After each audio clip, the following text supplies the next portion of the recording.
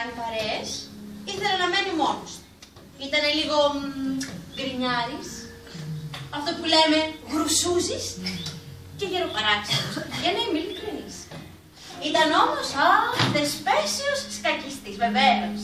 Έπαιζε πάντα και κέρδιζε, έπαιζε βέβαια με τον εαυτό του. Καθότανε και έπαιζε ώρες με το σκάκι. Και κάθε φορά που κέρδιζε, πανηγύριζε, έπρεπε να τον βλέπετε, σαν να κερδίσει. Με κέρδισα. Τον κέρδισε πάλι. Απίστευτο.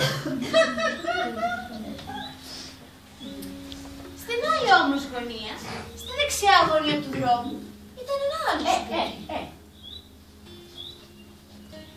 Στην απέναντι μεριά ήταν ένα άλλο σπίτι, που ήταν και αυτό πιο ψηλό από τα άλλα, πιο φαρτί από τα άλλα και διαφορετικό χρώμα από τα άλλα. Σε αυτό το σπίτι έμενε ο Λεοπόλδος. Αυτός ήταν ένας γκρινιάρης και μουρτζούφλης και κατσούφης, αλλά όμως ήταν εξαιρετικός ζωγράφος. Βέβαια, αγόρασε μόνος του τα έργα του, γιατί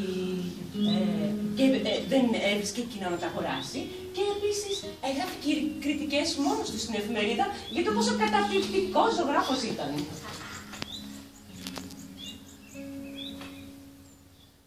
Αυτοί οι δύο όμως, μεταξύ τους, δεν πήγαιναν πολύ καλά.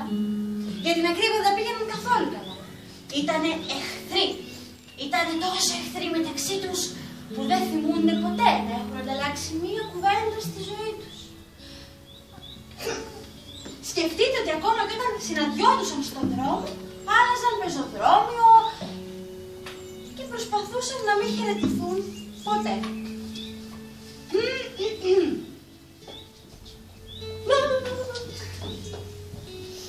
Ρωσούζι, κατσούφι, τζούφι.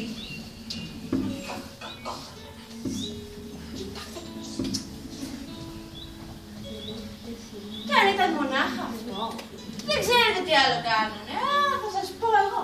Λοιπόν, θυμάσαι τι είχανε? Είχαν ο καθένας από ένα τηλεσκόπιο. Και με το τηλεσκόπιο αυτό κατασκόπευαν ο ένας τον άλλον μέρα νύχτα.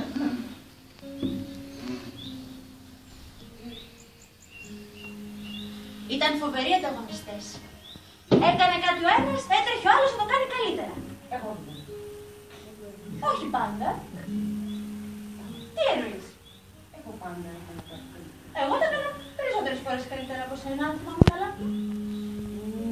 Όχι. Όχι μας καλά. Στο στολισμό των σπιτιών, για παράδειγμα,